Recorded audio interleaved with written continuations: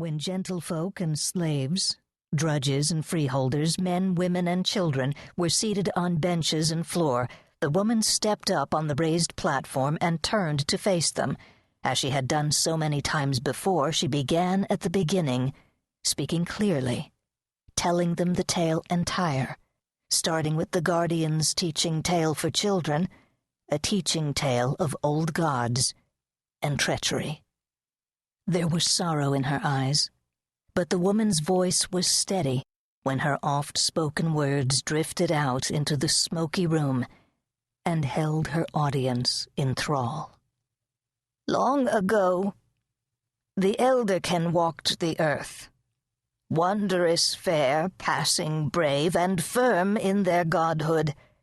They had a grief too deep for tears.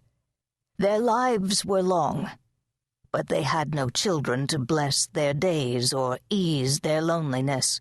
When their lives became unbearable, the Elderkin took their sorrow, and from it they fashioned man. Nurturing and teaching, the gods took joy from their creation, but since man was the child of sorrow, his days on earth were short. It mattered not. Man was happy. He had the love of his gods. Then one of the goddesses conceived. On the day of the godling's birth, the heavens rang with the Elderkin's rejoicing. They vied one with the other in producing magical gifts, and even the gods did foolish things in the name of love. Into the keeping of that untutored babe were given, along with other things, the key to open all hidden and secret knowledge, a coal torn from the sun's living heart, and 3 drops of the waters of life. In their infatuation with the child of joy, the gods forgot the children of sorrow. Man grew jealous and tried to win back their gods with mighty deeds and daily worship. The gods ignored them. So man grew in guile and deceit. The young god was pampered, his every whim catered to. He ranged far, seeking excitement, some of it among men. One day he met 2 brothers, sons of the king of Sile. Theron, the elder, was a swordsman of repute, but that greatness could not equal the facile power of his tongue, as both foes and maidens knew to their shame. Lorn, the younger of the 2, despite his lameness, was also a great warrior, but was content to rest in his brother's shadow. The godling and the brothers became great friends. The king of Sile died.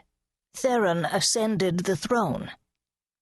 At first he was a good king, but as he grew older, he became increasingly jealous of the young god's careless divinity and planned to usurp some of the god's power and create his own godhead.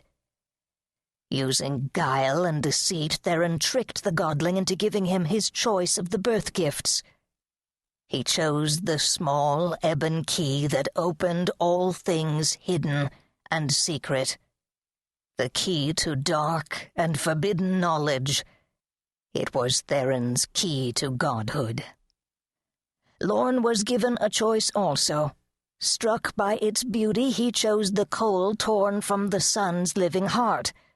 Theron laughed at his brother for choosing beauty over power, but secretly he was pleased. He would brook no rival in his quest for absolute power.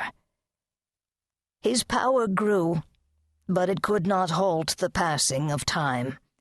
Theron could create the illusion of youth, retain his red-gold hair, his straight back, but he was old. So was Lorn, whose infirmities were painful and crippling. The god was saddened by their plight and was easily tricked into giving his friends each a drop of the waters of life, the waters of immortality. Lorn did not want to drink, but he allowed his love for his brother to sway him. But alas, the waters bestowed eternal life.